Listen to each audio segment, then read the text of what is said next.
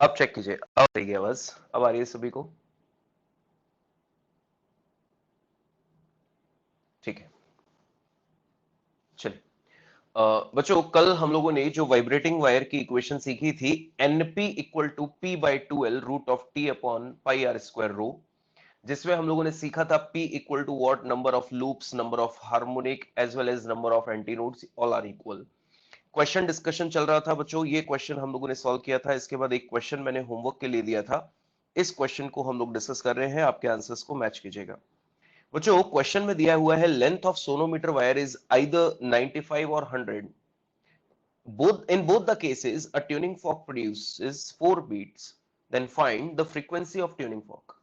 बच्चों, क्वेश्चन जो हमको दिया गया है, लेट अस कंसीडर यहां पर दो वायर्स हैं, एक है 95 सेंटीमीटर का और एक हमको दिया गया है 100 सेंटीमीटर का। Let us consider this one is of 95 centimetre और ये है 100 सेंटीमीटर। सिमिलरली यहां पर हमें क्वेश्चन में ट्यूनिंग फॉर्क दिया है, क्वेश्चन में बोला गया ट्यूनिंग फॉर्क दोनों वायर्स के साथ 4 बीट्स पर सेकंड प्रोड्यूस कर रहे हैं। अब बच्चों, क्वेश्चन में और कोई वेरिएशंस वहां पर मेंशन नहीं है, तो मानकर चलिए कि टेंशन दोनों में सेम रही होगी, दोनों की डेंसिटी सेम रही होगी, सिर्फ दोनों की लेंथ अलग है। अब इस क्वेश्चन में बात की जाए कि अगर मुझसे पूछा जाए कि इस क्वेश्चन को सॉल्व करने का तरीका क्या है, तो मैंने मान लिया कि let frequency of tuning fork is n, let frequency of tuning fork is n. अब बच्चों, इस क्वेश्चन में कल जैसा ही डिस्कशन करते हैं। अब ऑब्जर्व कीजिए कि हमारे पास ट्यूनिंग फॉर्क की फ्रीक्वेंसी कितनी है, एन। ट्यूनिंग फॉर्क की फ्रीक्वेंसी कितनी है, एन। और अब ये ट्यूनिंग फॉर्क दोनों वायर्स के साथ 4 बीट्स प्रोड्यूस कर रहा है, तो हम जानते हैं कि बीट्स उतनी ही प्रोड्यूस होती है जितना दोनों सोर्सेस की फ्रीक्वेंसी का डिफरेंस होता है।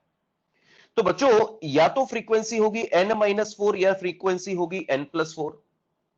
अब बात ये आ रही है कि n नाम तो फिक्स किया जा चुका है कि n जो है वो ट्यूनिंग फॉर्क की फ्रीक्वेंसी है।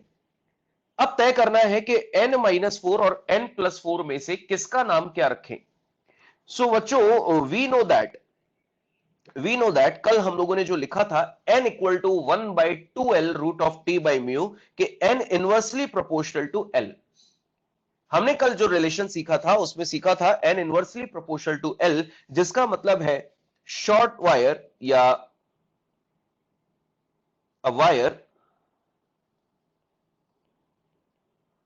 या डायरेक्टली लिख देते हैं small wire has large frequency. तो बच्चों, जिसकी लेंथ कम होगी उसकी फ्रीक्वेंसी ज्यादा। तो बच्चों, मेरे पास अब दो नाम है, n-4 और n+4। किसका नाम क्या रखे ये हमें डिसीजन लेना है। तो बच्चों बताओ, जिसकी लेंथ ज्यादा उसकी फ्रीक्वेंसी कम, और जिसकी लेंथ कम उसकी फ्रीक्वेंसी ज्यादा। तो n+4 किसका नाम रखेंगे, जिसकी लेंथ कम होगी, और n-4 किसका नाम रखेंगे, जिसकी लेंथ ज्यादा होगी। तो बच्चों, फ्रॉम इक्वेशन नंबर 1 यहां से लिखा जा सकता है n1 upon n2 is equal to l2 upon l1। तो बच्चों, जिसकी लेंथ कम है दैट इज 95, उसकी फ्रीक्वेंसी ज्यादा n+4, और जिसकी लेंथ ज्यादा है 100, उसकी frequency come that is n-4। अब इसको हमें सॉल्व करना है, और सॉल्व करने के बाद जो भी आंसर होगा वही सही है। तो मैंने आपको दोनों क्वेश्चन सॉल्व कराए। कल मैंने जो लास्ट क्वेश्चन सॉल्व कराया था उसमें टेंशन वाला कराया था, वहां पर डिसीजन हमने लिया था कि जिसमें टेंशन ज्यादा उसकी फ्रीक्वेंसी ज्यादा, और आज जो क्वेश्चन डिस्कस किया वो लेंथ वाला था, जिसकी लेंथ कम उसमें फ्रीक्वेंसी ज्यादा। तो ये दो पैटर्न बनते हैं सिमिलर पैटर्न के, आपको इस तरह का क्वेश्चन मिले तो आप इसी मैनर में सॉल्व करें, आंसर्स आएंगे। अब बच्चों, इसके बाद जो नेक्स्ट डिस्कशन हम लोग कर रहे हैं वो है सोनोमीटर वायर। बच्चों, एग्जैक्टली सोनोमीटर वायर की बात करें, बेटा एन कैसे ले सकते हो। एन अगर आपने ट्यूनिंग फॉर्क का मान लिया, तो ट्यूनिंग फॉर्क का भी एन ले लो और वायर का भी एन ले लो, तो दोनों की फ्रीक्वेंसी सेम, तो बीट्स कैसे बनेंगे। अगर आपको बीट्स बनानी है तो 4 का डिफरेंस रखना पड़ेगा ना। ट्यूनिंग फॉर्क की एन हो गई तो वायर की अपने को एन से 4 कम या 4 ज्यादा लेनी है। अगर दोनों फ्रीक्वेंसी सिमिलर कर दोगे एन और एन, तो बीट्स नहीं बनेंगे। ठीक है, चलिए बात करते हैं हम लोग सोनोमीटर वायर की। अब बच्चों, सोनोमीटर वायर एक्सपेरिमेंट जो होता है वो लैब में कैसे परफॉर्म किया जाता है उसको ध्यान से समझें।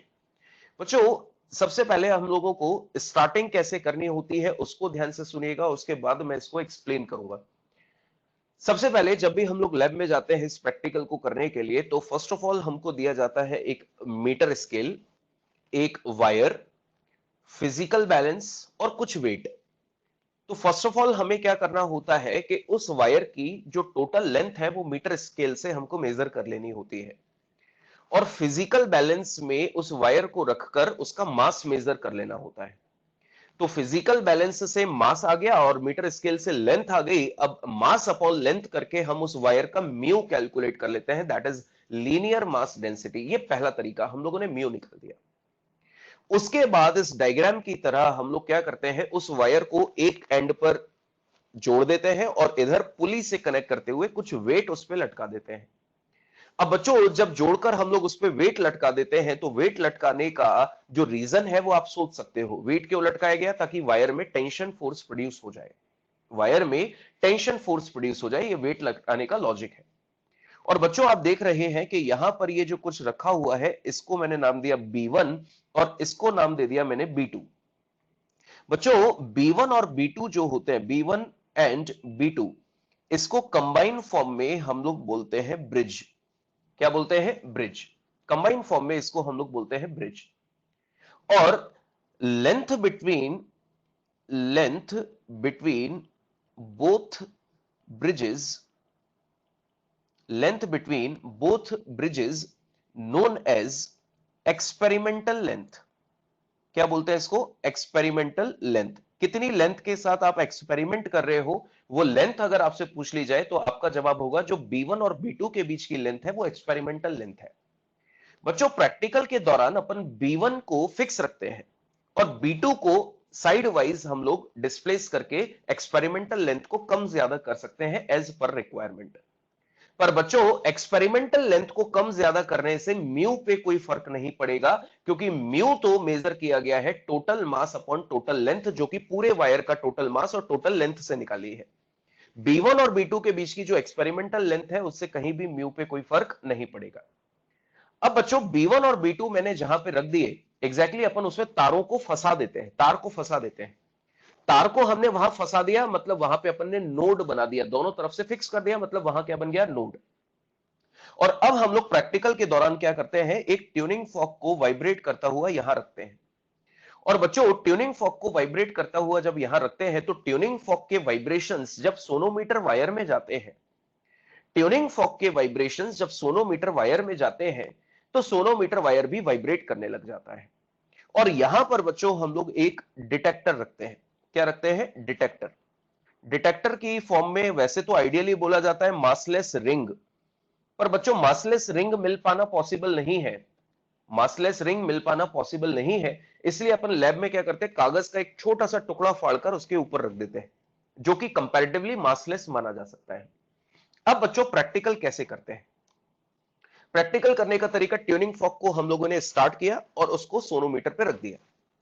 तो जब ट्यूनिंग फॉर्क के वाइब्रेशंस सोनोमीटर वायर में जाएंगे, तो अगर सोनोमीटर वायर के वाइब्रेशंस की फ्रीक्वेंसी और ट्यूनिंग फॉर्क की फ्रीक्वेंसी आपस में मैच कर जाती है तो इनके बीच में होता है रेजोनेंस। और रेजोनेंस की सिचुएशन में ट्यूनिंग फॉर्क की मैक्सिमम एनर्जी वायर को ट्रांसफर होने लग जाती है, जिससे वायर के एम्पलीट्यूड बढ़ जाते हैं। और वायर का एम्पलीट्यूड बढ़ता हुआ देखते हुए जो राइडर होता है, जो कागज का टुकड़ा है, वो उछलकर नीचे गिर जाता है। कागज के टुकड़े का उछलकर नीचे गिरना इस बात का सबूत होता है कि इनके बीच में रेजोनेंस हो गया, इनके बीच में रेजोनेंस हो गया। और जैसे ही रेजोनेंस हुआ तो हम बोल देते हैं कि जितनी फ्रीक्वेंसी इस समय वायर की है वही फ्रीक्वेंसी ट्यूनिंग फॉर्क की रही होगी, बिकॉज रेजोनेंस तभी पॉसिबल है। तो फिर हम चेक कर लेते हैं, नोटिस कर लेते हैं कि वायर जो है वो कितने लूप्स में वाइब्रेट कर रहे हैं। और जैसे ही मानकर चलो 2 लूप्स में वाइब्रेट कर रहा है तो फ्रीक्वेंसी क्या होगी? N2 बराबर 2/2L root of T by mu. तो लेंथ अपन बता चुके हैं, टी अपने पास टेंशन है, म्यू अपने पास डेंसिटी है। वैल्यू प्लेस करो, वायर की फ्रीक्वेंसी आ गई, और जो वायर की फ्रीक्वेंसी है और वही ट्यूनिंग फॉर्क की फ्रीक्वेंसी है। इस तरह से हम लोग प्रैक्टिकल करते हैं। पर जरूरी नहीं है बच्चों कि ट्यूनिंग फॉर्क रखते ही अपने को रेजोनेंस मिल जाए, उसके लिए अपने को कुछ चेंजेस करने पड़ते हैं। मानकर चलिए कि B1 और B2 के बीच की कुछ लेंथ है, अपन ने प्रैक्टिकल किया, अपने को रेजोनेंस नहीं मिला, तो अपन क्या करते हैं, B2 को थोड़ा सा शिफ्ट करते हैं। B2 को शिफ्ट करने का लॉजिक होता है कि इस लेंथ पे रेजोनेंस नहीं मिल रहा तो थोड़ी सी लेंथ बड़ी करके देख लो या छोटी करके देख लो। तो B1 और B2 को थोड़ा शिफ्ट करके अपन लेंथ को चेंज करते हैं, जिसको बोलते हैं लॉ ऑफ लेंथ। या फिर अपन लेंथ के साथ साथ टेंशन को भी वेरी करते हुए देखते हैं कि यस, अगर अपन इतने टेंशन पे प्रैक्टिकल नहीं आ पा रहा है, रेजोनेंस नहीं आ पा रहा है, तो वेट को थोड़ा सा बढ़ा दो, तो हो सकता है दूसरी किसी पर्टिकुलर टेंशन पर हमको प्रैक्टिकल मिल जाए या रेजोनेंस मिल जाए। तो ये वो तरीका होता है जिससे हम लोग प्रैक्टिकल करते हैं। हालांकि प्रैक्टिकल हमारे लिए इंपॉर्टेंट नहीं है, पर इसको समझाने के पीछे लॉजिक बस इतना सा है कि कभी अपने पास क्वेश्चन में कोई टर्म आ जाए तो हम कम से कम उससे अननोन नहीं रहे।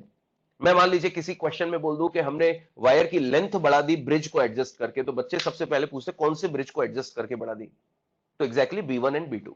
कई बार बच्चे क्या बोलते हैं, मैं अगर बोल दूं कि एक्सपेरिमेंटल लेंथ को बढ़ा दिया, तो बच्चों एक्सपेरिमेंटल लेंथ बढ़ाने के साथ साथ बच्चे म्यू को भी चेंज कर देते हैं। ध्यान रखिए, एक्सपेरिमेंटल लेंथ बढ़ाने से म्यू चेंज नहीं होगा, म्यू तो कंप्लीट वायर का है।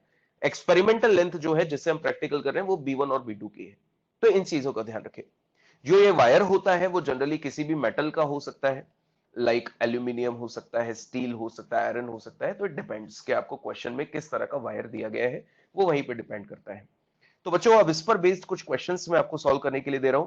क्वेश्चन वही है जो कल परफॉर्म कर रहे थे, फॉर्मूला वही है, P/2L root of T by mu, फॉर्मूले में कोई चेंजेस नहीं है।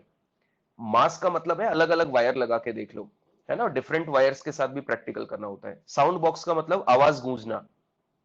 जब अपन इसके ऊपर ट्यूनिंग फॉर्क रखते हैं तो ये खोखला बॉक्स होता है जिससे आवाज गूंजती है ना, तो वो साउंड बॉक्स होता है। आप देख लो कोई भी गिटार जो होता है, गिटार में जो बॉक्स होता है वो पूरा हॉलो होता है, उसको साउंड बॉक्स बोलते हैं, जिससे आवाज गूंजती है। ठीक है, चलिए इसको सॉल्व करें। प्रैक्टिकल मैंने समझाया, कल जो अपन ने किए थे वही चीजें हैं सारी, फॉर्मूला भी सेम है, बस क्वेश्चन में अब अलग से सोनोमीटर वर्ड मैंने ऐड कर दिया। लिखे, सॉल्व कीजिए। What should be the percentage change in tension of sonometer wire so that it can vibrate in 1 octave higher frequency. 1 octave का मतलब आपको पता है, दैट इज डबल। 1 ऑक्टेव का मतलब कितना है, डबल। सॉल्व करें इसको।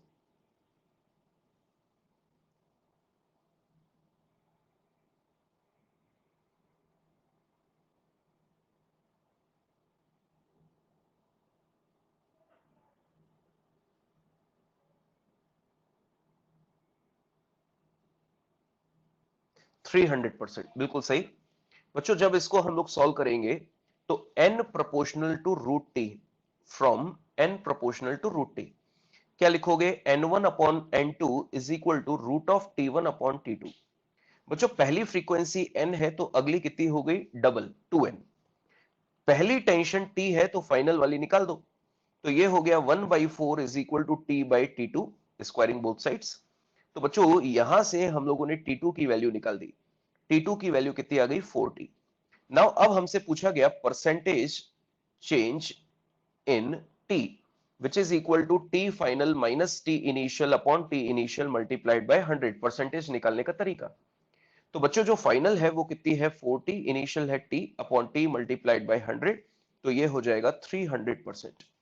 तो क्वेश्चन जब हमने सॉल्व किया तो हमें directly n proportional to root T से पता करना था कि फ्रीक्वेंसी डबल हो गई तो उस केस में टेंशन कितनी हो जाएगी, और टेंशन से हम लोगों ने फ्रैक्शनल चेंज वाला कैलकुलेशन किया, 300% answer. Next question, if tension and diameter of a sonometer wire of fundamental frequency is doubled and density is halved, then find its new fundamental frequency। Solve कीजिए।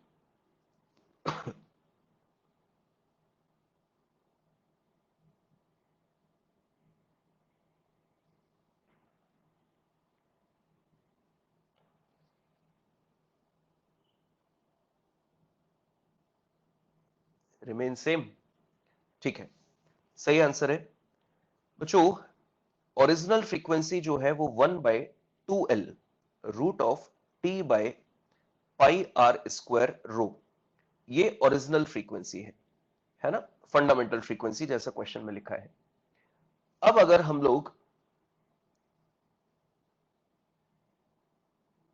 N dash की बात करें, तो बच्चों N dash की बात करें तो अब हमारे पास जो कंडीशंस है, देखिए 1/2L रूट ऑफ, उन्होंने बोला टेंशन और डायमीटर को हम लोगों ने, सॉरी लिखा हुआ tension and diameter of a sonometer wire of fundamental frequencies double.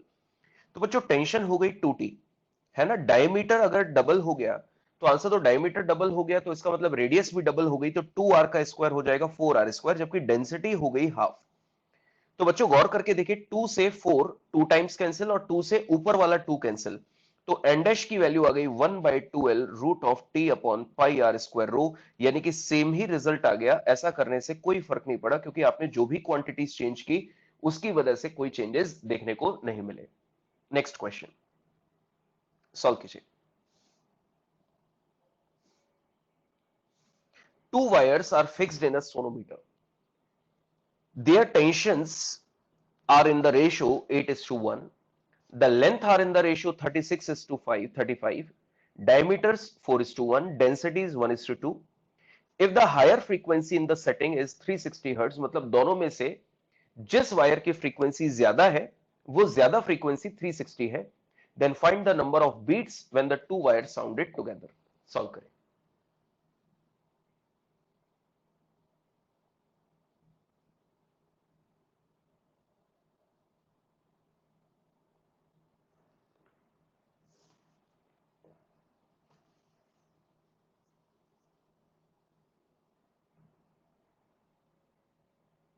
बेटा भवदीप, हमने वो वाला फॉर्मूला इसलिए नहीं लगाया क्योंकि वो फॉर्मूला लगता है 5% से कम चेंज के लिए, और आपने तो फ्रीक्वेंसी डबल कर दी, तो डबल फ्रीक्वेंसी मतलब 100% चेंज हुआ है, तो इसीलिए अपन वो फॉर्मूला नहीं लगाएंगे। ठीक है,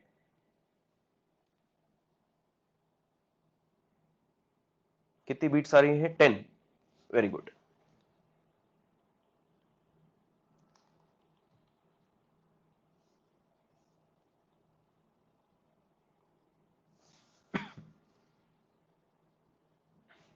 ठीक है, चलिए डिस्कस करते हैं बच्चों।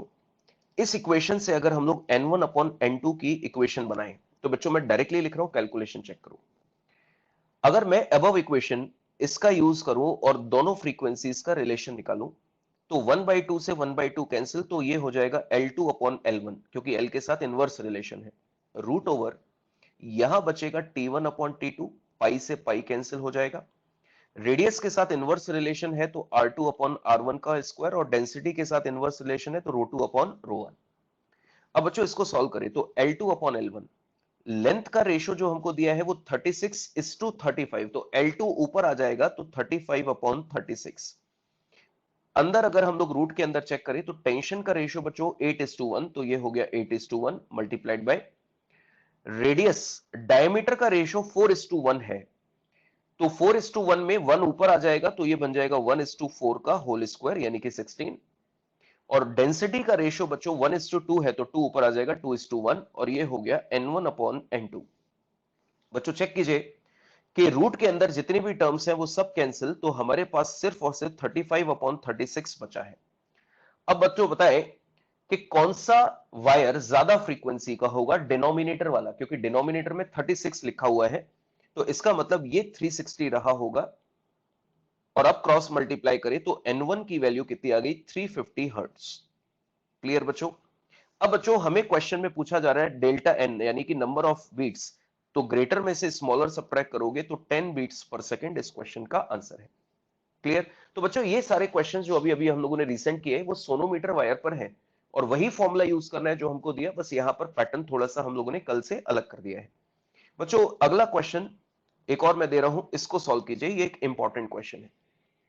बच्चों ये क्वेश्चन जो मैंने आपको दिया, इसका ध्यान से देखना, यहां तक का सेक्शन अलग है जहां मैंने स्टार मार्क किया है, ये एक अलग पार्ट है, और दूसरा पार्ट अलग है। इस क्वेश्चन को दो हिस्सों में सॉल्व करना है।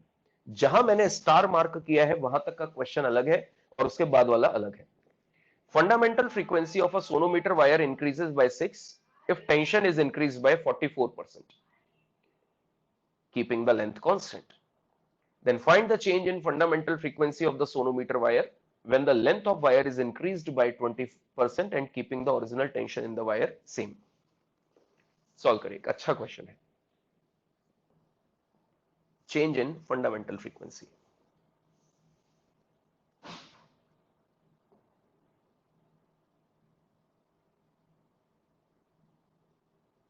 Change in fundamental frequency.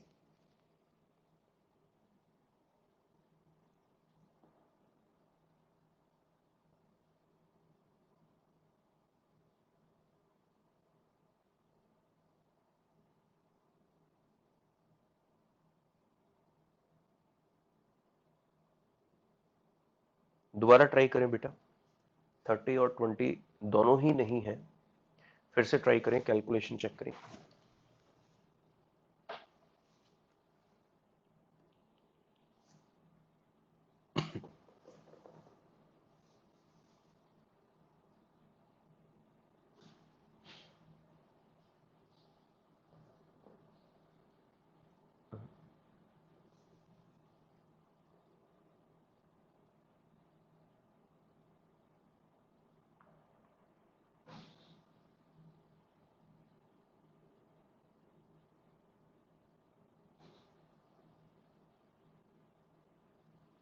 Answer is 5, answer is 5।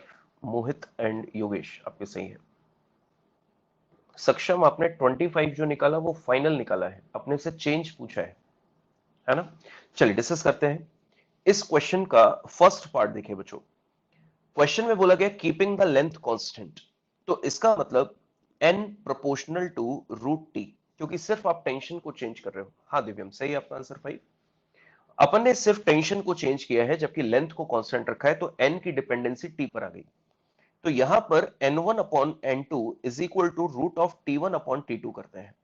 मान लेते हैं कि इनिशियल फ्रीक्वेंसी n थी और फाइनल फ्रीक्वेंसी जो होगी वो +6 हो गई, क्योंकि 6 से बढ़ गई। कब? जब अपन ने टेंशन को बढ़ा दिया। मान लो पहले टेंशन t था, तो बाद में कितना हो जाएगा? 1.44 t, क्योंकि आपने 44% बढ़ाया। अब बच्चों इसको सॉल्व करें इस इक्वेशन को, तो देखिए एलएचएस में है n upon n plus 6 is equal to t से t कैंसिल, तो 100 अपॉन 144, 10 अपॉन 12, तो ये हो जाएगा 5/6। क्रॉस मल्टीप्लाई कीजिए, 6n is equal to 5n plus 30। तो बच्चों यहां से ओरिजिनल फ्रीक्वेंसी पता चल गई। इन्होंने क्वेश्चन का जो फर्स्ट पार्ट आपसे सॉल्व कराया, उससे यह पता करवाया कि इस वायर की फंडामेंटल आखिर थी कितनी।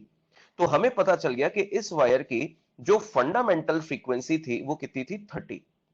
और जैसे ही हम लोगों ने टेंशन बढ़ाई, वो 6 से बढ़ गई, तो 36 हो गई होगी, पर फिलहाल हमने फंडामेंटल पता कर ली 30।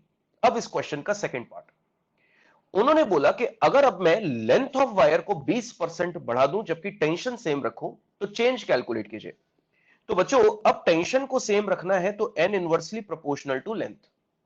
तो यहां से अगर इक्वेशन बनाए, तो n1 upon n2 is equal to L2 upon L1।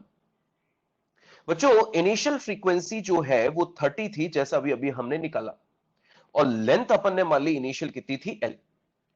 तो फाइनल फ्रीक्वेंसी पता करते हैं कि लेंथ चेंज होने की वजह से लेंथ कितनी हो गई? 1.2L, 20% बढ़ा दी। तो बच्चों फाइनल फ्रीक्वेंसी अगर हमसे पूछा जाए, तो N2 की वैल्यू यहां से सॉल्व करने पर कितनी आई? 25 हर्ट्ज।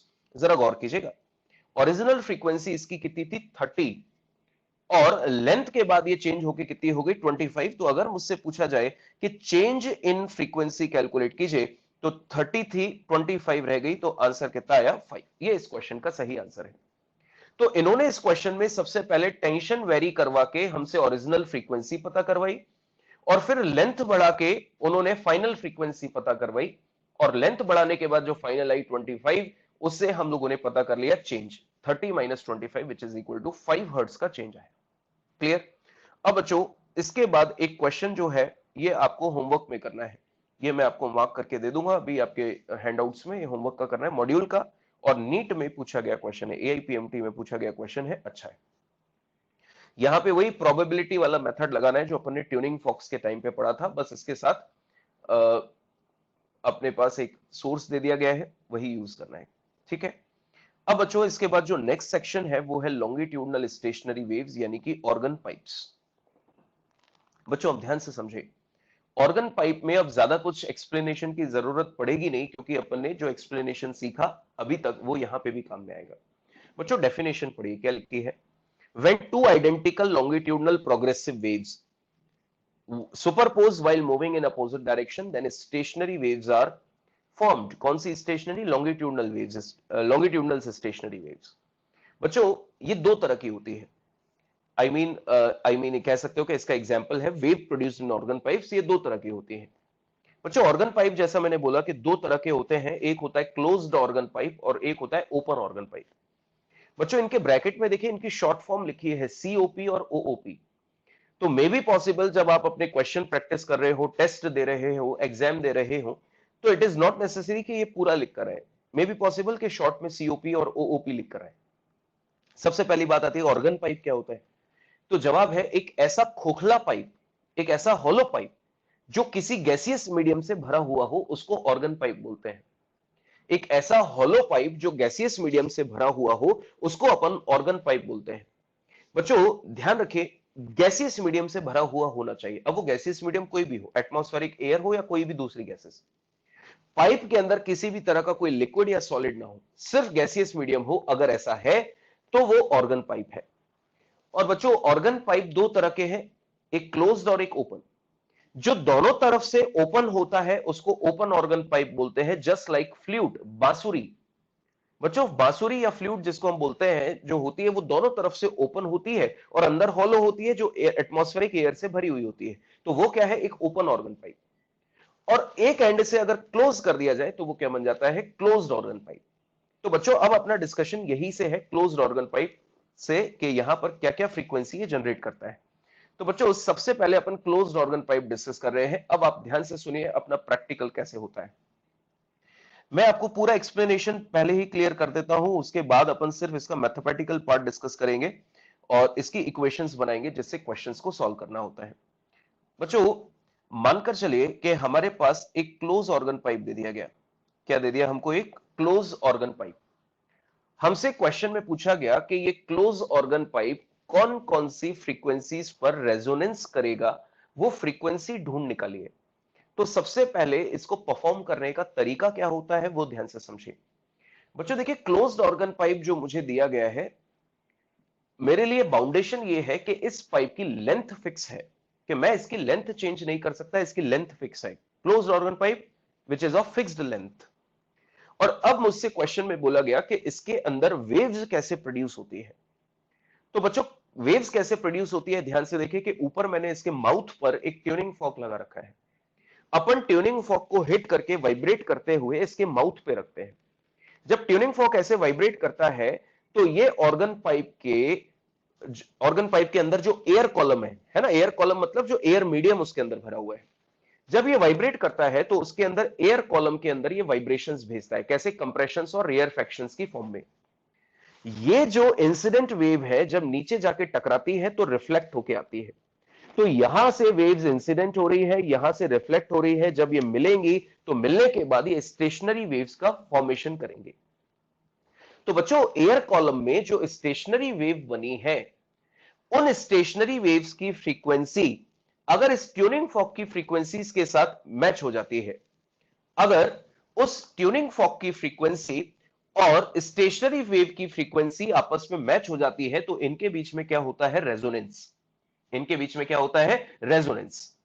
और जैसे ही इनके बीच में रेजोनेंस होता है तो ट्यूनिंग फॉर्क की मैक्सिमम एनर्जी ट्रांसफर हो जाती है किसको, इस पाइप को, जिससे वहां पाइप के अंदर पार्टिकल्स जो है उनके एम्पलीट्यूड बढ़ जाते हैं। और बच्चों एम्पलीट्यूड बढ़ेगा तो intensity proportional to amplitude square, और एम्पलीट्यूड बढ़ेगा तो इंटेंसिटी बढ़ेगी, और इंटेंसिटी बढ़ने का मतलब है साउंड की लाउडनेस बढ़ रही है। और जैसे ही हमको लाउडर साउंड सुनाई देता है, हम बोल देते हैं कि here tuning fork and the pipe are in resonance with each other, are in resonance with each other. Cross question कि यहां पर रेजोनेंस हुआ, इसका इंडिकेशन क्या होता है। तो इसका इंडिकेशन है कि लाउडर साउंड आता है, लाउडर साउंड आता है। जैसे ही वो लाउडर साउंड हमको सुनाई देता है, हम बोल देते हैं कि यस इनके बीच में रेजोनेंस हो गया। बट साउंड कैसा आता है, लाउडर होता है। तो बच्चों हमें यहां पर ढूंढना है प्रैक्टिकल कैसे करते हैं, कि आप ऑर्गन पाइप की फ्रीक्वेंसी को चेंज नहीं कर सकते। तो आपसे पूछा गया कि ये कौन कौन सी फ्रीक्वेंसीज पर रेजोनेंस करेगा, ढूंढो। तो क्या करना है कि हमें जब लैब में होते हैं तो हमें बहुत सारे ट्यूनिंग फॉर्क दे दिए जाते हैं from minimum to higher frequencies. हम लोग एक एक ट्यूनिंग फॉर्क को अलग अलग इस पाइप के ऊपर रख के देखते हैं, मिनिमम फ्रीक्वेंसी का, फिर उससे हायर, फिर उससे हायर, और चेक करते हैं कि कौन कौन से ट्यूनिंग फॉर्क के साथ ये रेजोनेट करता है।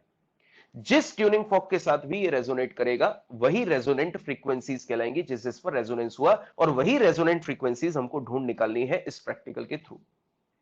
तो बच्चों सबसे पहले अगर मुझसे पूछा जाए कि इसकी जो फंडामेंटल फ्रीक्वेंसी होगी वो क्या होगी, कि जब भी रेजोनेट होगा कि कम से कम इतनी ही फ्रीक्वेंसी पे होगा, इससे कम पर रेजोनेंस नहीं होगा, ये हमें ढूंढ निकालना है।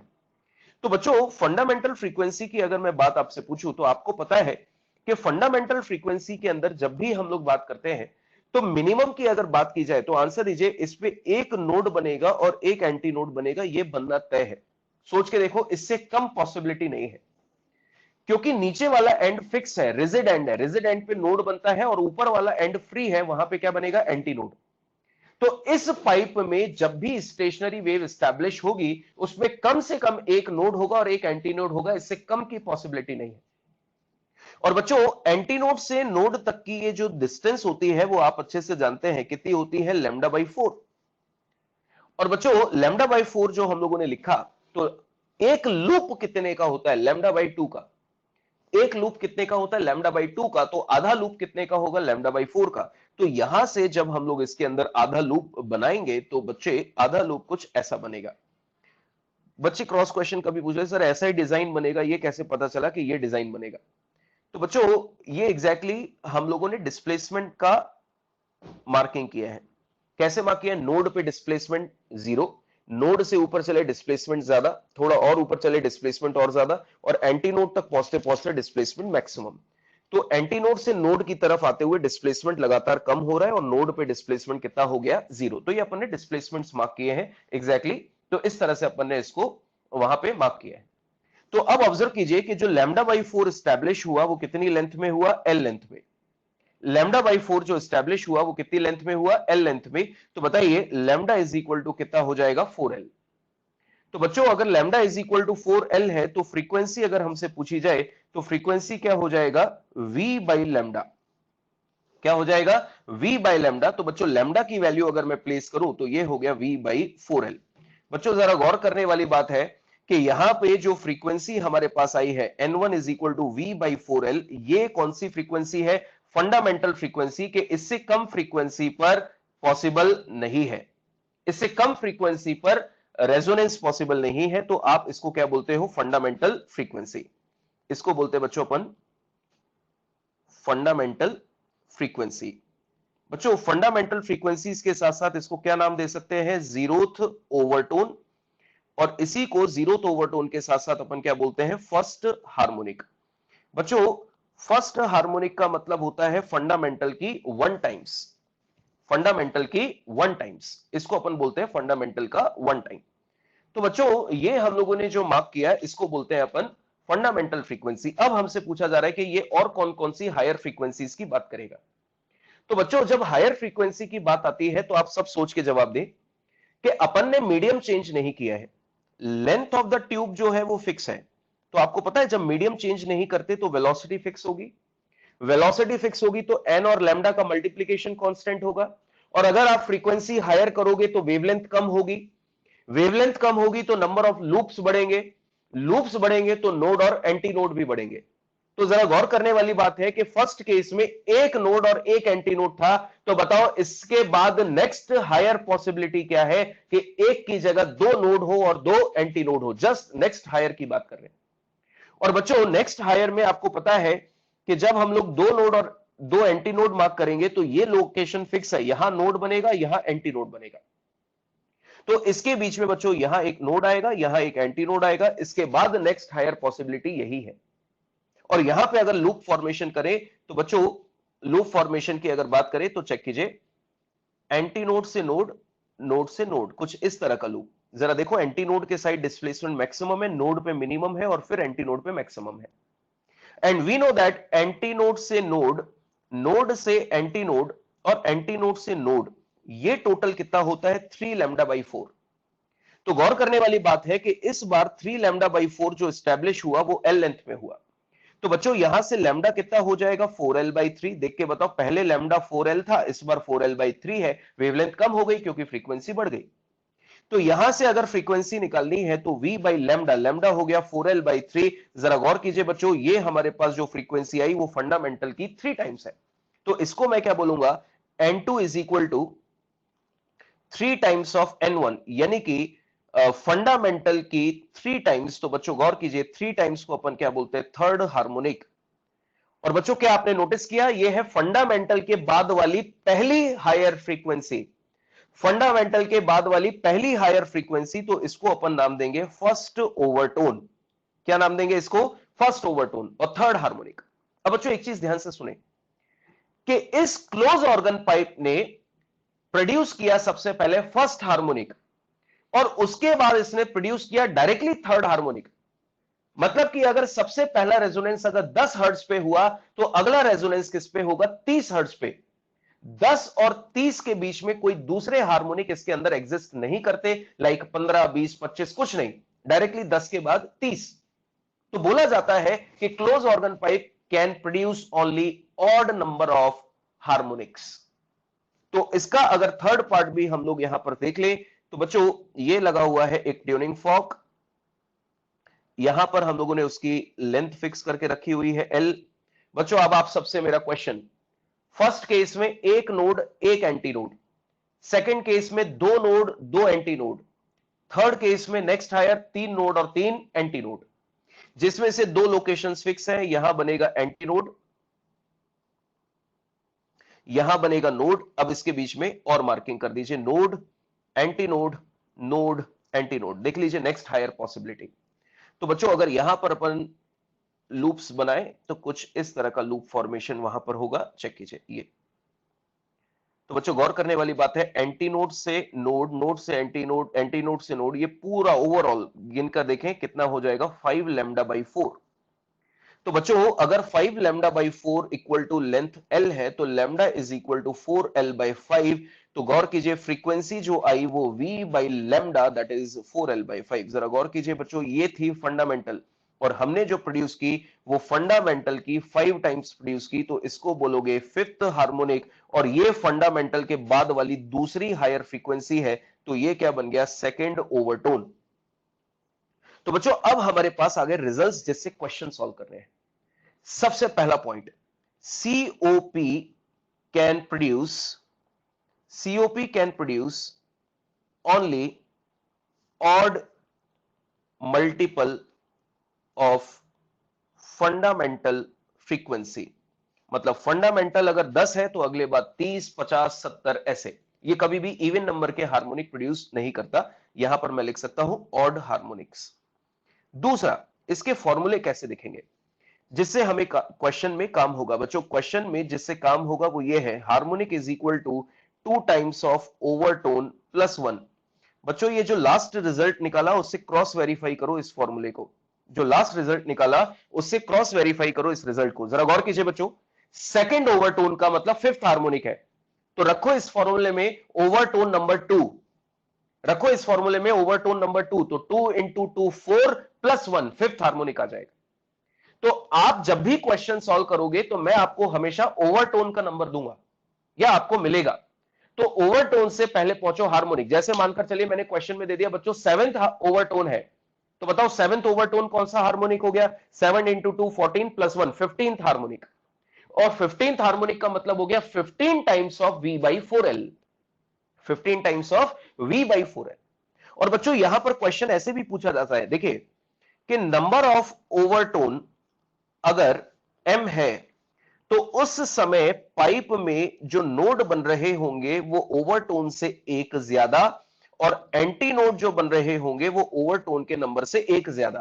किसी को भी क्रॉस वेरीफाई करो बच्चों, सेकंड डायग्राम को क्रॉस वेरीफाई करो, ये वाला सेकंड डायग्राम देखो, बताओ ओवरटोन कौन से नंबर की है, फर्स्ट। ओवरटोन कौन से नंबर की है, फर्स्ट। गिनो नोड कितने हैं, पाइप में नोड कितने हैं, दो, यानी कि ओवरटोन के नंबर से एक ज्यादा। और एंटी नोड भी कितने हैं, दो, ओवरटोन के नंबर से एक ज्यादा। तो मैं अपना क्वेश्चन कैसे बना के देता हूं, देखिए क्वेश्चन कैसे बना के दूंगा। मैंने बोल दिया कि बच्चों इस समय पाइप में 10 नोड बन रहे हैं, बताओ वो कितनी फ्रीक्वेंसी पर वाइब्रेट कर रहा होगा। 10 नोड बन रहे हैं, बताओ कितनी फ्रीक्वेंसी पर वाइब्रेट कर रहा होगा। तो आप फटाफट से क्या लिखोगे, m प्लस 1 बराबर 10। तो m यानी कि ओवरटोन जो आ गया वो कितना आ गया, 9। और ओवरटोन अगर 9 है तो बच्चों बताइए हार्मोनिक जो होगा वो कितना होगा, 19th। इस तरह से आपको क्वेश्चन सॉल्व करना है। तो ये तो हो गया क्लोज ऑर्गन पाइप। इसी तरह से बच्चों अपन बात करते हैं ओपन ऑर्गन पाइप की। अब बच्चों ओपन ऑर्गन पाइप में किसी भी तरह का कोई डिस्कशन करने की जरूरत नहीं है। अब आपको पैटर्न क्लियर है, अब आप डायरेक्टली जल्दी जल्दी आंसर्स देंगे और इसका जो भी पूछा गया उसको हम लोग आंसर्स निकालेंगे। बच्चों पाइप फिक्स है, फिक्स लेंथ का एग्जैक्टली यहां भी पाइप फिक्स है एल लेंथ का। और यहां पे भी हमको एक पाइप दिया गया है which is of fix length L। तीनों के ऊपर हम लोगों ने ट्यूनिंग फॉर्क रखा है जो कि ड्राइवर का काम कर रहा है, जो वाइब्रेशंस भेजता है, ठीक है। और पाइप कौन है यहाँ पे? ड्रिवन, जो वाइब्रेशंस रिसीव करता है और रेजोनेंस होने पर लाउडर साउंड मिलता है। चलो बच्चों बताओ, जो फंडामेंटल फ्रीक्वेंसी होगी पहले केस में, देखो जो फंडामेंटल फ्रीक्वेंसी होगी, बताओ आप सभी, उसमें मिनिमम कितने एंटी नोड होंगे?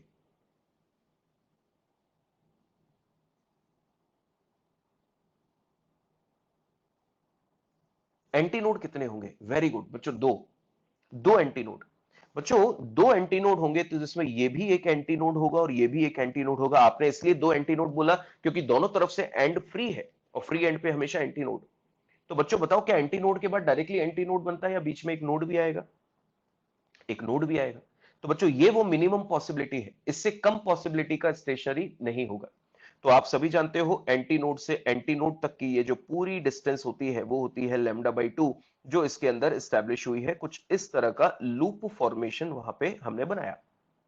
बच्चों देखकर बताइए, λ/2 जो है वो L लेंथ में है, तो लैम्डा बराबर कितना हो जाएगा? 2L। समझ आ रहा है?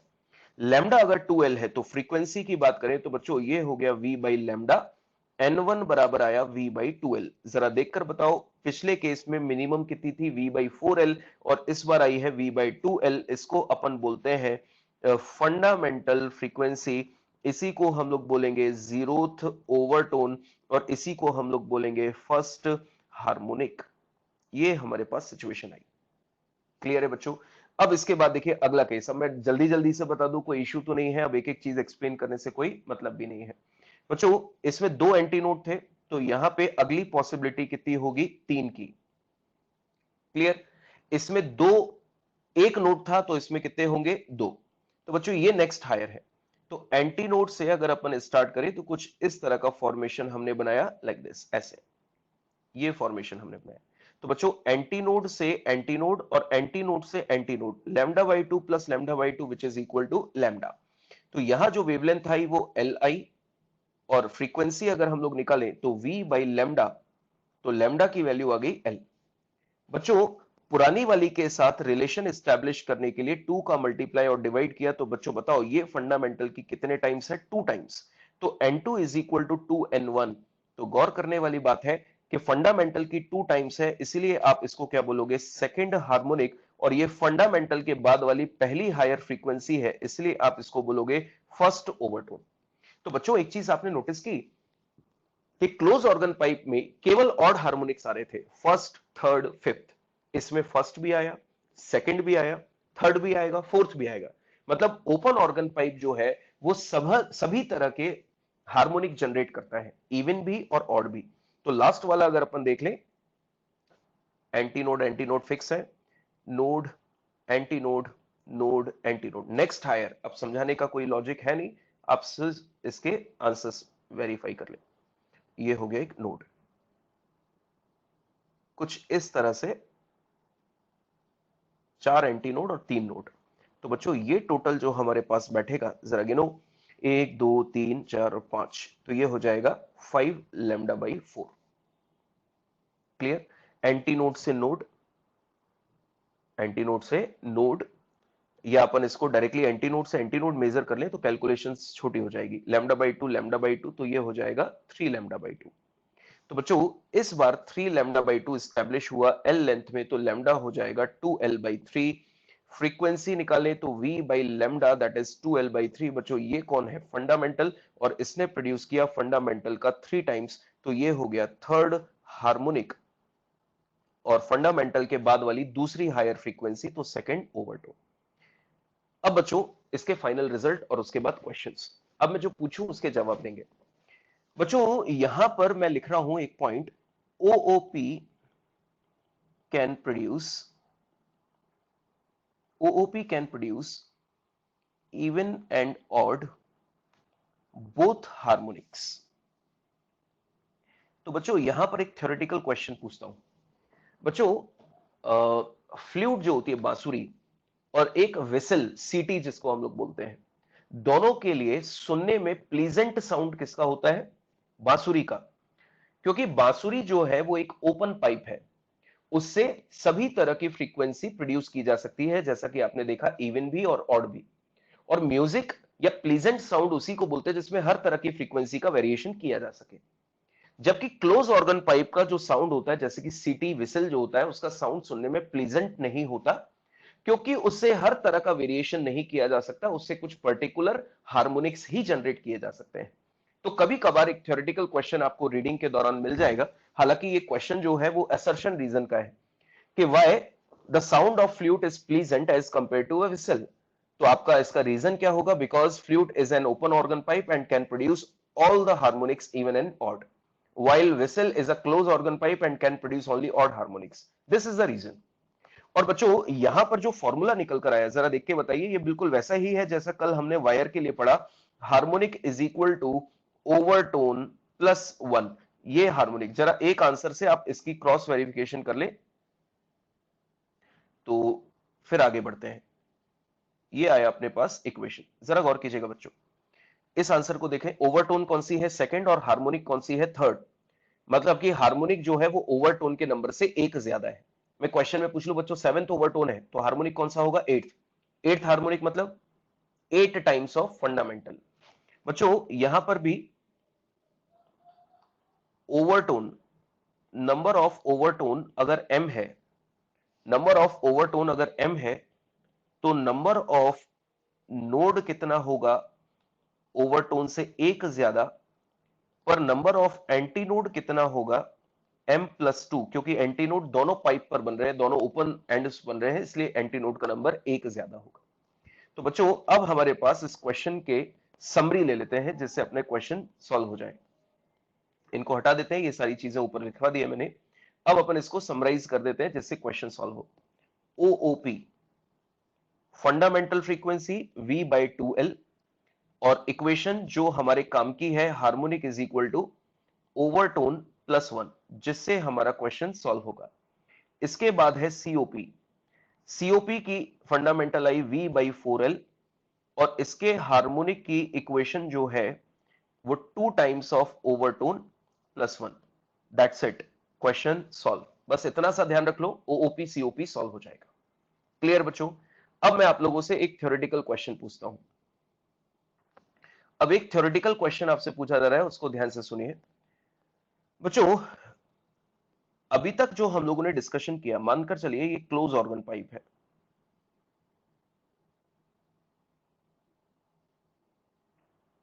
ये क्लोज ऑर्गन पाइप है ना? हम लोग फंडामेंटल पे बात कर रहे हैं, यहां था एंटीनोड और यहां था नोड। तो हम लोगों ने क्या किया, कुछ ऐसा लूप इसमें बनाया था। क्लियर बच्चों? ये एक अच्छा क्वेश्चन है, ध्यान से सुनिएगा, एक बेस्ट एग्जांपल है थ्योरेटिकल क्वेश्चन के लिए।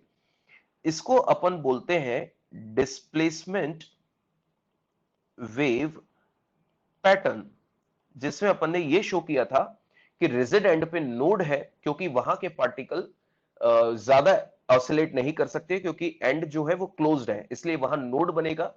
और ओपन एंड वाले पार्टिकल फ्रीली ऑसिलेट कर सकते हैं, इसलिए वहां एंटी नोड बनेगा। पर बच्चों आपको पता है कि हम लोगों ने ये जो डिस्कशन किया है वो लॉन्गिट्यूडनल वेव्स के लिए किया है, और आप अच्छे से जानते हैं कि लॉन्गिट्यूडनल वेव्स जो होती है वो प्रेशर वेव्स होती है। तो अगर मुझसे पूछा जाए कि अगर आप इसको प्रेशर वेव पैटर्न में रिप्रेजेंट करना चाहते हो, तो क्या आपको याद है मैंने आपको लिखवाया था कि important point only for longitudinal stationary wave. बच्चों देखकर बताइए कि सबसे ज्यादा प्रेशर वेरिएशन कहां होगा, नोड पे या एंटी नोड पे? सबसे ज्यादा प्रेशर वेरिएशन कहां होगा? नोड पे। और मिनिमम प्रेशर वेरिएशन कहां होगा? एंटी नोड पे। तो बच्चों अगर मैं प्रेशर वेरिएशन को शो करूं तो ये ग्राफ उल्टा हो जाएगा, ऐसे ये ग्राफ उल्टा हो जाएगा, ये प्रेशर वेरिएशन को शो करता है। यहां पे डेल्टा पी जो होगा वो कैसा होगा? मैक्सिमम। और यहां पे जो डेल्टा पी होगा वो कैसा होगा? मिनिमम। डेल्टा पी का मतलब है प्रेशर वेरिएशन। तो बच्चों अगर आपको कभी भी कोई क्वेश्चन पूछ लिया जाए, उसमें ऐसा लिखा हो कि कौन से एंड पर प्रेशर वेरिएशन सबसे ज्यादा होता है, तो आपका जवाब होगा कि रिजिड एंड पर प्रेशर वेरिएशन सबसे ज्यादा होता है, क्योंकि रिजिड एंड पर हमेशा नोड बनता है, रिजिड एंड पर हमेशा नोड बनता है। रिजिड एंड पर नोड बनता है तो नोड पे प्रेशर वेरिएशन सबसे ज्यादा, ये चीज अपन ने उस दिन डिस्कस की थी। तो अभी जो हम लोगों ने पढ़ा वो डिस्प्लेसमेंट वेव के डायग्राम्स बनाए थे, पर मुझे पता है बेटा, ये मैं आपको लास्ट लेक्चर्स में बता चुका हूं, नोड प्रेशर मैक्सिमम क्यों होगा, आप उनको देखिए एक बार नोट्स में स्टेशनरी वेव में, ठीक है। इधर side particle of a node are in opposite phase, तो सब सारे के सारे एक साथ पास आते हैं, सब की सब एक साथ दूर जाते हैं, तो या तो एक साथ कंप्रेशन करेंगे या सब एक साथ रेयर फ्रैक्शन बनाएंगे, जिससे प्रेशर वेरिएशन सबसे ज्यादा होगा। तो नोड पे प्रेशर वेरिएशन सबसे ज्यादा होता है, जबकि एंटी नोड पे प्रेशर वेरिएशन सबसे कम होता है, ठीक है। तो ये प्रेशर वेरिएशन फॉर्मेट है, हालांकि बहुत ज्यादा यूज इसका नहीं मिलेगा, पर अपने को मॉड्यूल में एक क्वेश्चन ऐसा मिलेगा जिसमें लिखा हुआ है कि eight open ends pressure variation is maximum, तो आपका जवाब होगा रॉन्ग। ओपन एंड्स पे प्रेशर वेरिएशन मैक्सिमम नहीं होता, क्लोज्ड एंड पे सबसे ज्यादा होता है, ठीक है। चलिए बच्चों, क्वेश्चन स्टार्ट करते हैं, जल्दी जल्दी से क्वेश्चन सॉल्व कीजिए कीजिए। For given close organ pipe, if ninth overtone has frequency 1900 hertz, find fundamental frequency of same length open organ pipe. Solve करें।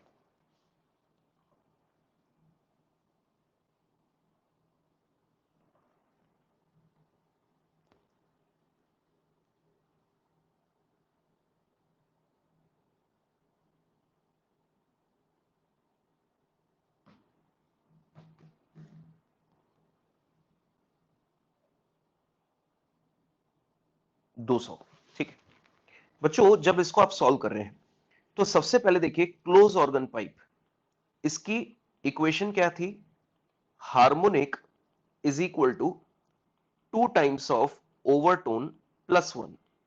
बच्चों ओवरटोन हमको कौन सी दी गई है, नाइन्थ, तो इसका मतलब ये कौन सा हार्मोनिक रहा होगा, 19th हार्मोनिक। तो बच्चों 19th हार्मोनिक का मतलब क्या है, आप अच्छे से जानते हैं। 19th हार्मोनिक का मतलब है 19 टाइम्स ऑफ फंडामेंटल V/4L। तो बच्चों 19th हार्मोनिक अपने को कितना दिया है, 1900 is equal to 19 times of V/4L। Solve कीजिए तो V/4L की वैल्यू यहां से कितनी आ गई, 100। बच्चों ये क्या आया है, फंडामेंटल ऑफ COP, पर मुझसे पूछा गया OOP की निकालिए सेम लेंथ की। तो बच्चों क्या 4L को अपन 2 इंटू 2L लिख सकते हैं, और V अपॉन 2L हमको OOP के लिए निकालना है, तो ये हो जाएगा 200 हर्ट्ज। ये इस क्वेश्चन का आंसर है। ये किसके लिए आ गया, OOP के लिए। और डायरेक्टली कैलकुलेशन में इसलिए कर पाया क्योंकि लेंथ दोनों की सेम रखी थी। यही आपके आंसर्स भी हैं। अगला क्वेश्चन बच्चों, अगेन एक अच्छा क्वेश्चन है, ट्राई कीजिए।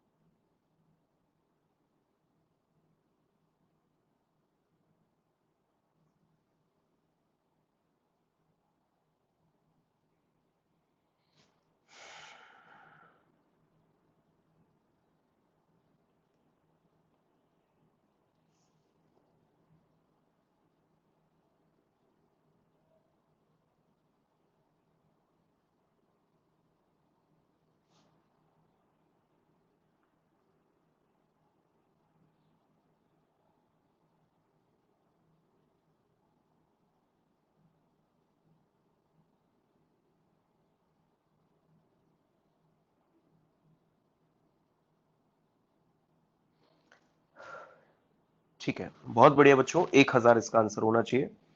सबसे पहले देखो इस क्वेश्चन में अपन इस पाइप की लेंथ जो है वो L मान लेते हैं, ठीक है। और बच्चों ये OOP है, इसका मतलब V/2L की वैल्यू आपको 1400 हर्ट्ज दी है। तो बच्चों यहां से V/L को क्या लिखा जा सकता है, 2800 हर्ट्ज। अगर जरूरत पड़ी तो अपन V/L का यूज करेंगे। अब बच्चों क्वेश्चन में क्या बोला गया कि 30% अपन ने पानी में डुबो दिया। बच्चों 30% अगर पानी में डुबो दिया मतलब 0.3L तो पानी के अंदर गई, और बाहर जो बची वो क्या हो गई, 0.7L।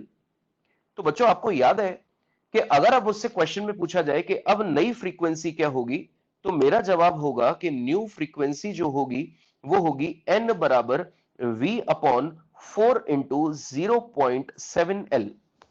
अब रीजन सुनो क्यों बच्चों।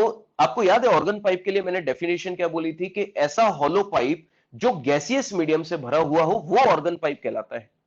पर अब सोच के देखो कि 0.3l लेंथ में तो पानी भर गया, अब वहां पे एयर कॉलम नहीं है, एयर कॉलम केवल और केवल 0.7 लेंथ में है, तो ऑर्गन पाइप केवल उतनी ही लेंथ का माना जाएगा जो कि गैसियस मीडियम से भरा है।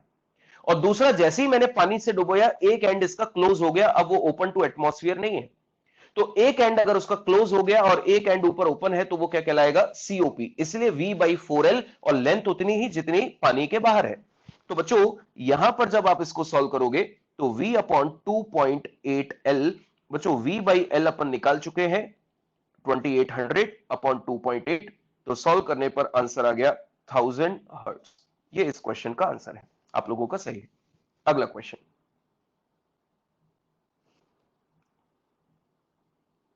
सॉल्व करें। सीओपी इसलिए क्योंकि अब उसका एक एंड अपन ने पानी के अंदर डुबो दिया, तो अब उसका दूसरा एंड जो है वो ओपन टू एटमॉस्फेयर नहीं है, उसमें पानी भर गया, तो पानी जो है वो एक रेजिड एंड की तरह बिहेव करेगा, इसलिए वो एक सीओपी बन गया।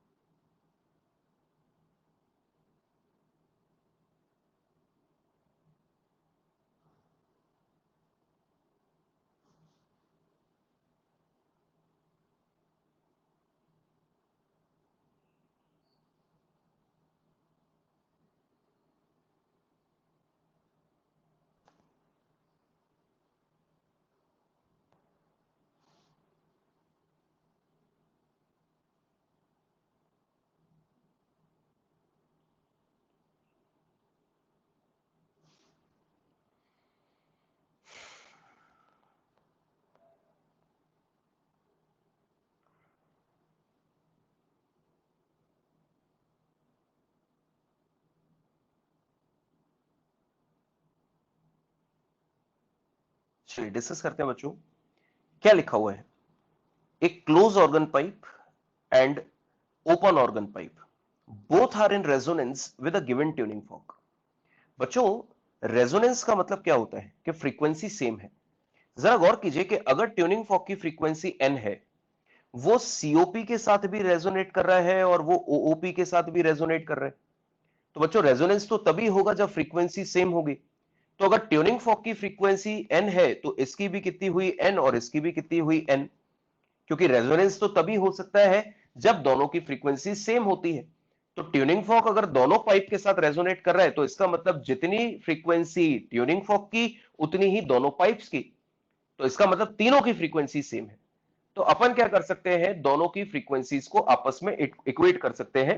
दैट आंसर दीजिए, जो ऑर्गन पाइप क्लोज है उसके लिए क्या बोलेंगे, fifth overtone of COP is equal to, किससे मैच कर रही है, sorry first overtone of COP है, first overtone of COP, wait, first overtone of COP match कर रही है किससे, fifth overtone, fifth overtone of OOP. ये क्वेश्चन में अपने को बराबर दी है, और इनको बराबर करने का उन्होंने डायरेक्ट नहीं दिया कि ये दोनों बराबर है, उन्होंने क्या बना के दिया क्वेश्चन, कि ये दोनों जो है वो रेजोनेट कर रहे हैं ट्यूनिंग फॉर्क के साथ। अब एक ही ट्यूनिंग फॉर्क के साथ दोनों रेजोनेट कर रहे हैं, मतलब दोनों की फ्रीक्वेंसी सेम है, ऐसे उन्होंने घुमा कर दे दिया। अब बताओ बच्चों सीओपी का फर्स्ट ओवरटोन, तो क्या लिखोगे, 2 times of overtone plus 1 is equal to, यहां लिखोगे ओवरटोन प्लस 1। बच्चों बताओ फर्स्ट ओवरटोन है तो ये क्या हो जाएगा, जल्दी से बोले, थर्ड हार्मोनिक, यानी कि 3 टाइम्स ऑफ V/4L1, और ये हो जाएगा फिफ्थ के लिए 6 times of V upon 4, sorry open pipe है तो ये 2L2, लेंथ अलग है, रेशो पूछ रहे हैं। तो बच्चों कैंसिल आउट कीजिए, 2 से 3 टाइम कैंसिल, 3 से 3 टाइम कैंसिल, V से V कैंसिल, तो L1 अपॉन L2 का जो रेशो आया वो आया 1:4, जो इस क्वेश्चन का सही आंसर है। ठीक है, नेक्स्ट क्वेश्चन सॉल्व करें।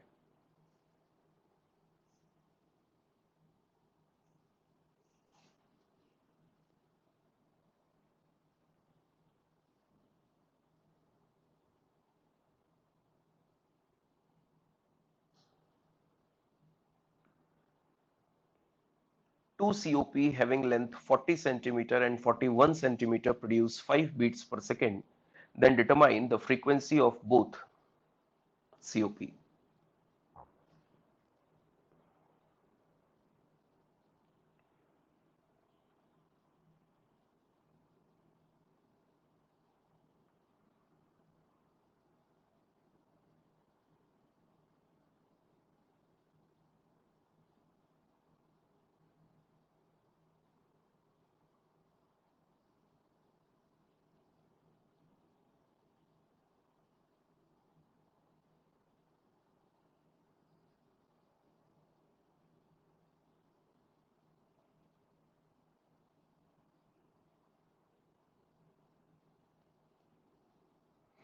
दो सौ और 205, परफेक्ट बेटा, बहुत बढ़िया।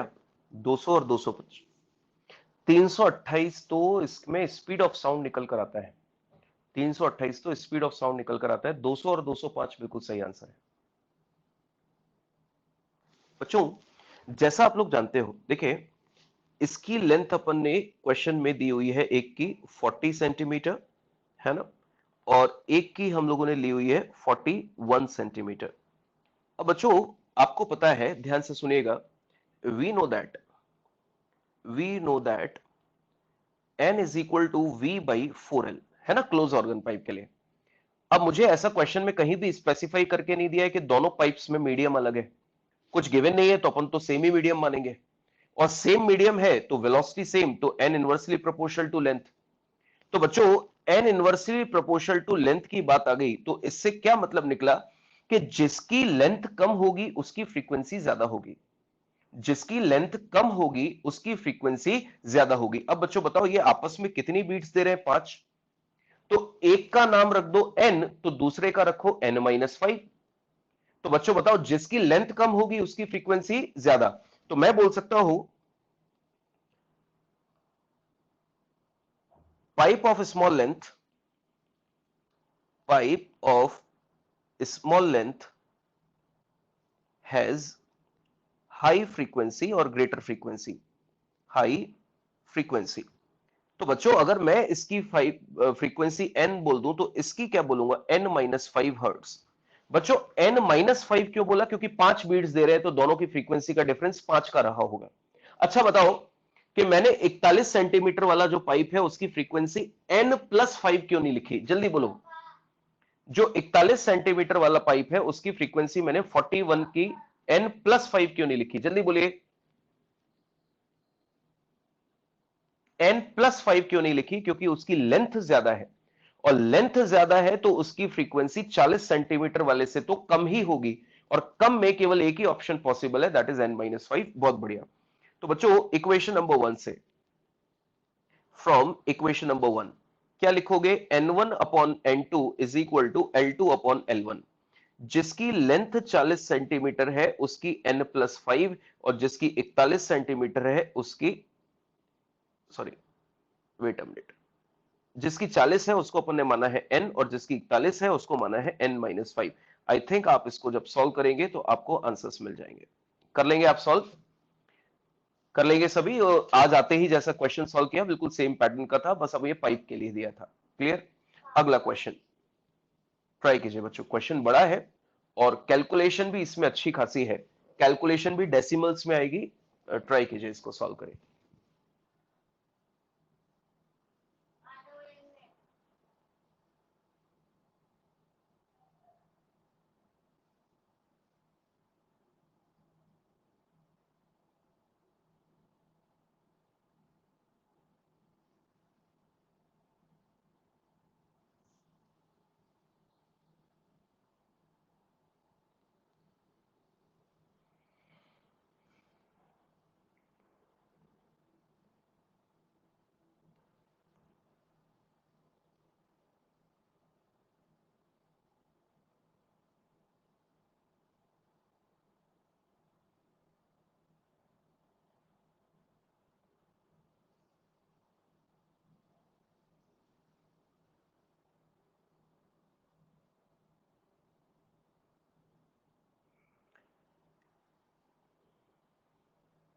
हाँ, अगर 41 सेंटीमीटर का n मानते तो 40 सेंटीमीटर वाले का n+5 होता। बिल्कुल सही।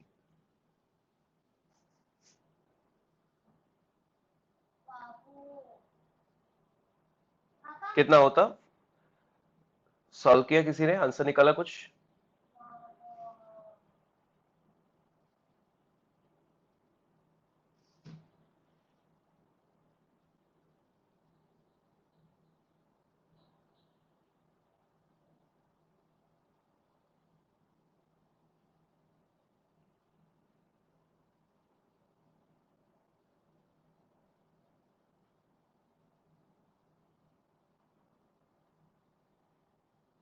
चलिए बच्चों, इस क्वेश्चन में सबसे इंपॉर्टेंट चीज क्या लिखी हुई है? देखिए, the wire vibrates in its fundamental mode and it sets the air column into vibration at its fundamental frequency by resonance.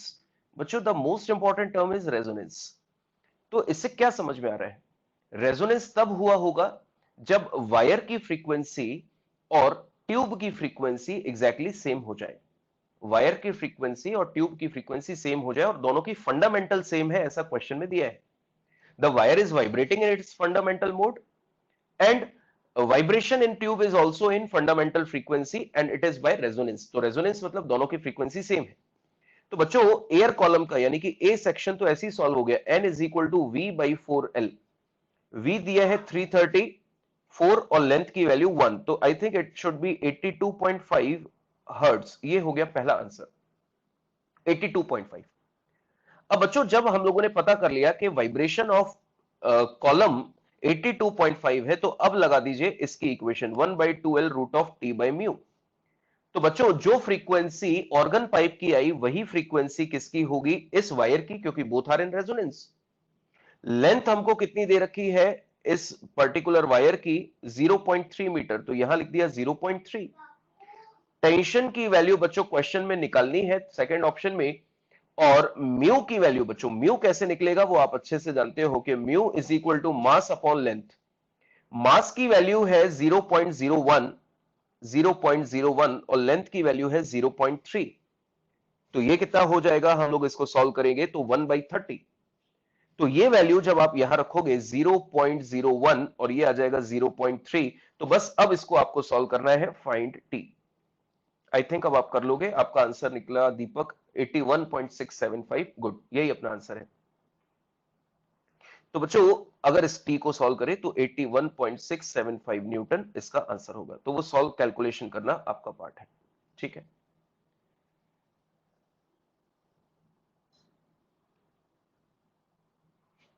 बेटा, कोई स्ट्रिंग से अपन ने मास थोड़ी ना लटका रखा है कि T equal to M G होगा यहाँ पे।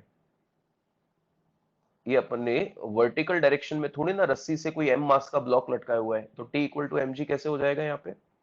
स्ट्रिंग स्ट्रेट है बिल्कुल। और मास देखो जरा कितना है, मास डिस्ट्रीब्यूशन देखो, नेग्लिजिबल है ना। तो वो सारे एनएलएम के केस ऐसे मत लगाओ। वर्टिकल केस होता है तो T equal to M G होगा जब एम मास का ब्लॉक लटका रखा हो, ठीक है। नेक्स्ट क्वेश्चन सॉल्व करो, आसान क्वेश्चन है।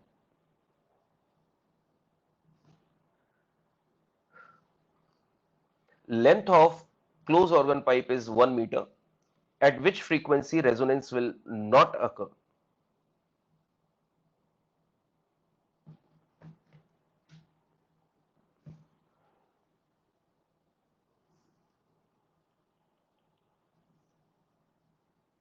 बिल्कुल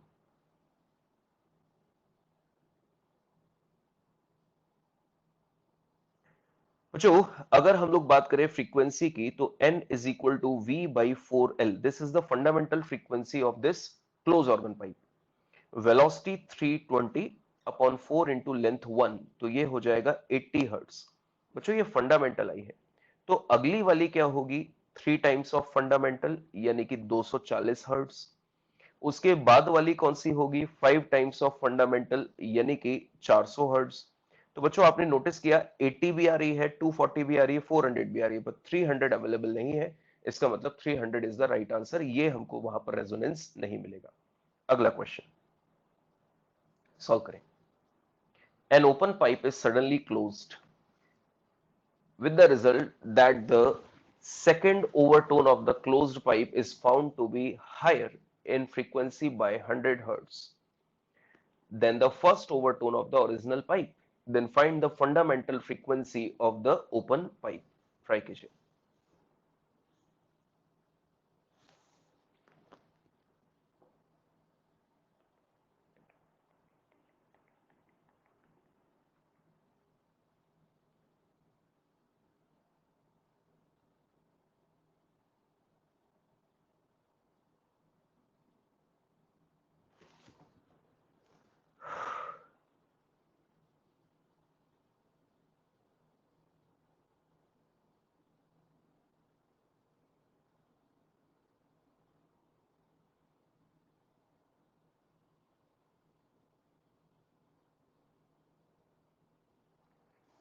हुआ सॉल्व?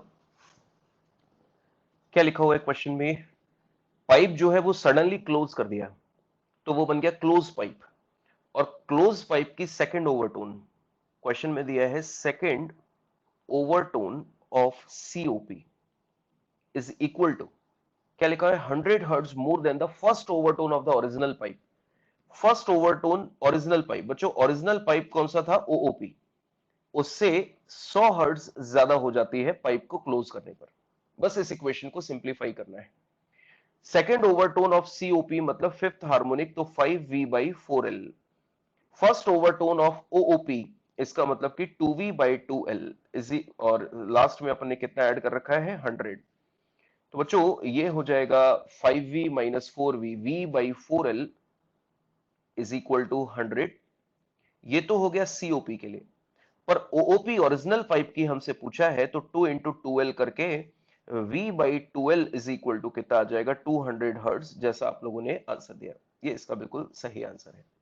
ठीक है, अगला क्वेश्चन सॉल्व करें. बच्चों आपको याद है कल एक क्वेश्चन अपन ने किया था जिसमें मैंने बताया था कि दो सक्सेसिव फ्रीक्वेंसी है 375 और 450, तो अपने को मास ऑफ द वायर निकालना था. मैंने बोला था कि सक्सेसिव फ्रीक्वेंसीज है तो अपन रेशियो निकाल के पता कर लो कि कौन से हार्मोनिक्स है. तो वैसे ही अपने को यहाँ एक क्वेश्चन एग्जाम में पूछा गया क्वेश्चन है बच्चों, ये सॉल्व कीजिए. Three successive resonating frequency of an organ pipe are 425, 595, 765. If speed of sound is 340, then find nature of pipe and its length. Solve करें.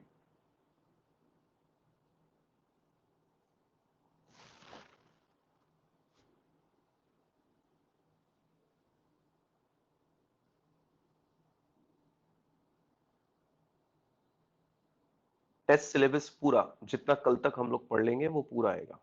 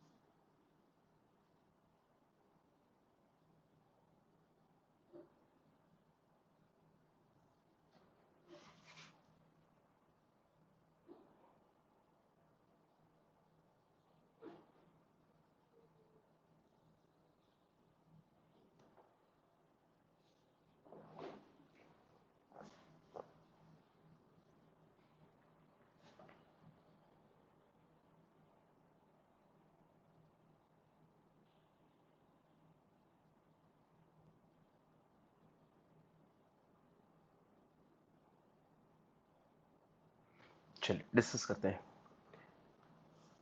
ऑब्जर्व कीजिए बच्चों, सबसे पहले 425 is to 595 is to 765. These are the frequencies and they are successive frequencies. मतलब एक के बाद एक, इनके बीच में कोई फ्रीक्वेंसी जनरेट नहीं हुई, यही है जो थी. तो मैंने आपको बताया सबसे पहले आप इनका रेशियो निकालिए. बच्चों 5 से कैंसिल करो तो ये हो गया 85, ये हो गया 119, और ये हो गया 153, 153. अगेन बच्चों ये कैंसिल हो सकता है, अगर हम लोग देखें तो 17 से ये कैंसिल हो रहा है. 5:7:9। तो बच्चों अगर हम लोग देखें तो ये क्या है, फिफ्थ हार्मोनिक। कौन है ये? 5:7:9 आया, तो ये क्या रहा होगा, फिफ्थ हार्मोनिक। ये रहा होगा सेवेंथ हार्मोनिक, और ये क्या रहा होगा, नाइन्थ हार्मोनिक। बच्चों क्या आपने नोटिस किया कि केवल और केवल ऑड हार्मोनिक्स है 5:7:9। अगर रेशो ऐसा आया होता 5:6:7 तो मैं ओओपी बोलता, पर यहां पे तो ओनली ऑड हार्मोनिक्स है, और ओनली ऑड हार्मोनिक्स है तो इसका मतलब यह हुआ कि ये एक क्लोज ऑर्गन पाइप है। अब किसी भी एक हार्मोनिक को उठा के लेंथ निकाल दो, तो बच्चों फिफ्थ हार्मोनिक, फिफ्थ हार्मोनिक कितना है, 425 हर्ट्ज। फिफ्थ हार्मोनिक को क्या लिख सकते हो, 5V/4L which is equal to 425, 5V/4L which is equal to 425। तो बच्चों यहां से लेंथ निकालना है, तो 5 इंटू वी की value 340, 4 into 425 is equal to L. तो आप लोगों ने सॉल्व कर रखा है, लेंथ की वैल्यू 1 मीटर आएगी। ये इस क्वेश्चन का आंसर है। तो मैंने कल भी आपको हिंट दिया था, ये एग्जाम में पूछा गया क्वेश्चन है, और कल जो मैंने बताया था वो भी मैंने आपको कल ही बोल दिया था कि जब भी ऐसा क्वेश्चन आए आप हमेशा रेशियो निकाल के पता कर लीजिए ये कौन से हार्मोनिक्स हैं। अपने आप आपको अंदाजा लग जाएगा। केवल ऑड आते हैं तो वो क्या हो जाएगा, क्लोज, और इवन ऑड दोनों आते हैं तो वो क्या हो जाएगा, ओपन। नेक्स्ट क्वेश्चन बच्चों, ये एक बीट्स पर बेस्ड क्वेश्चन है, ट्राई कीजिए।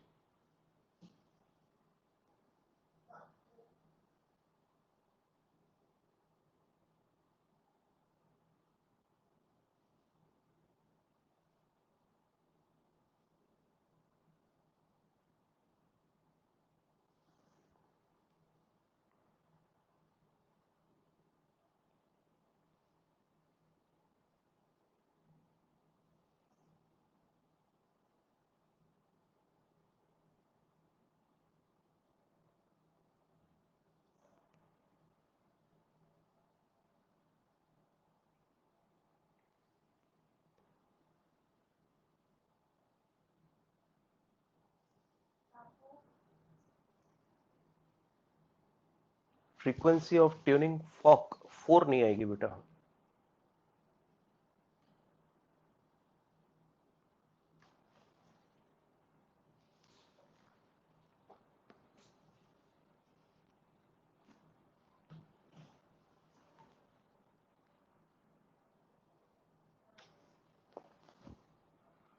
इसके साथ भी ये 4 बीट्स दे रहा है और इसके साथ भी 4 बीट्स दे रहा है। वही नाम रखने वाला लॉजिक लगाओ कि ट्यूनिंग फॉक का एन है, ट्यूनिंग फॉक का एन है, तो किसका n-4 रखें और किसका n+4 रखें, ऐसे।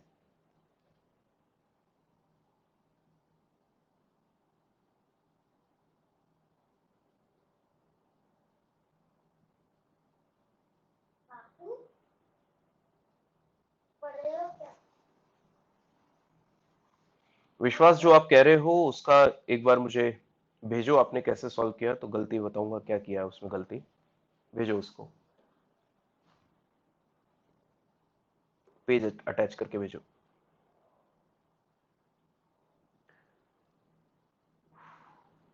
244 हर्ट्ज सही आंसर है। 244 हर्ट्ज सही आंसर है।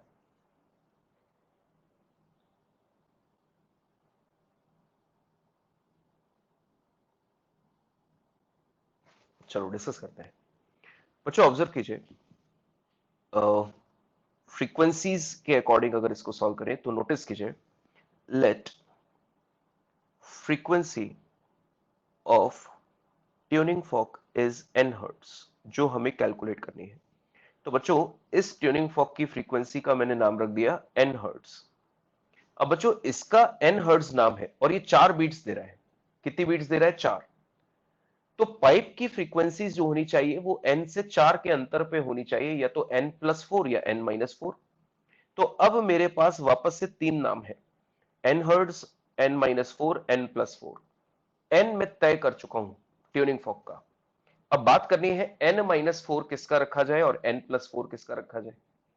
बच्चों ये ओपन पाइप है, तो वी नो दैट कि ओपन पाइप की फंडामेंटल होती है n is equal to V/2L। तो बच्चों n inversely proportional to l, equation number 1। अब जरा बताइए किसकी फ्रीक्वेंसी ज्यादा होगी, जिसकी लेंथ कम होगी। मैंने यहां पे लिखा जिसकी लेंथ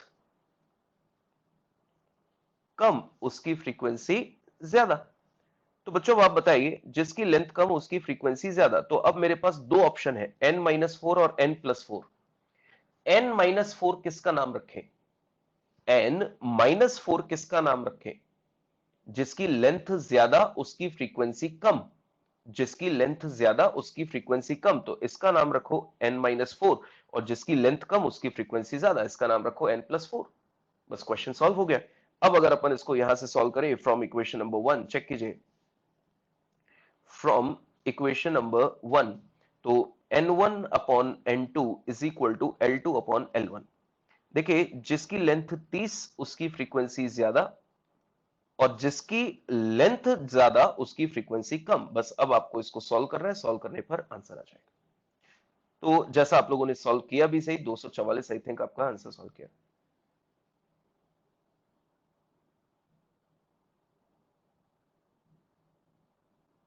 अगर इसमें पाइप का मैं एन ले लेता तो ट्यूनिंग फॉर्क और पाइप दोनों की एन हो जाती, तो बीट्स कैसे बनती बेटा? है ना? पिछला क्वेश्चन अलग था लैंग्वेज, और ये क्वेश्चन अलग लैंग्वेज की थी। पिछले क्वेश्चन में दोनों पाइप आपस में बीट्स प्रोड्यूस कर रहे थे, और इस क्वेश्चन में दोनों पाइप आपस में बीट प्रोड्यूस नहीं कर रहे, ट्यूनिंग फॉर्क के साथ प्रोड्यूस कर रहे हैं।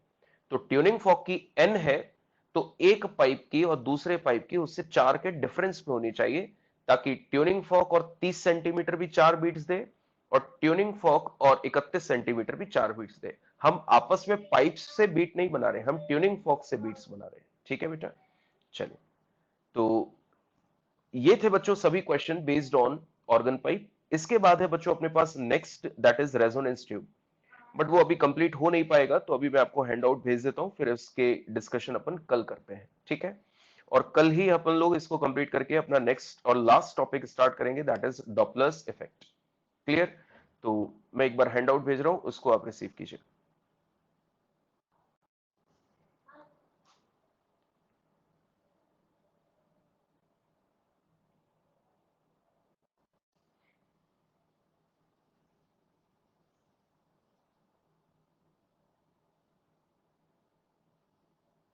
मेजर की डेट बेटा मैं कल कंफर्म करके बता दूंगा आपको। ठीक है?